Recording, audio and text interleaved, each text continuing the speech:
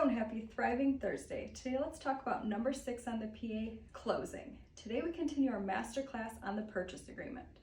Let's read number 6, closing. Subject to all conditions herein, closing shall take place on or before blank at listing office or other mutually agreed upon location.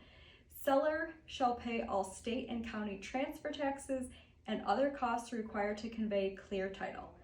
Buyer shall not be deemed in default of this agreement for any delay beyond the agreed upon closing date due to reasons associated with truth in lending and or federal disclosure requirements related to buyer's good faith estimate. So the closing date, also referred to as the contract date, really drives the whole timeline of the transaction and can help or weaken your offer. If you put a date too far out, the seller may not want to accept your offer as written. Also, a date too far out can cause the lender to take their time in the loan process. But a date too soon also won't allow for the loan process to be completed and title, for that matter, on time. And then an extension will be needed. As an agent, you should know this date to make sure that everything is getting done in time to meet it. If you are unable to close by this date, an extension addendum will be needed and it has to be signed by all parties to be valid. So extensions are not to be expected.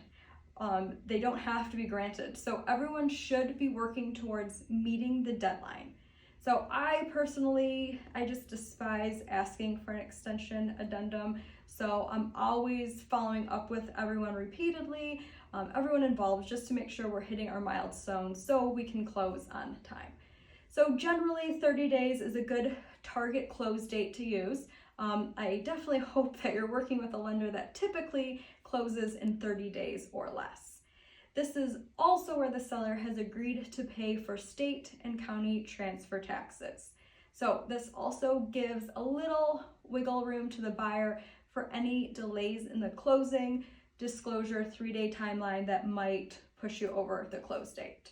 So yet again, Heather, you've taken such a simple line and shown me how important it really is. So I hope you continue to practice kindness out there.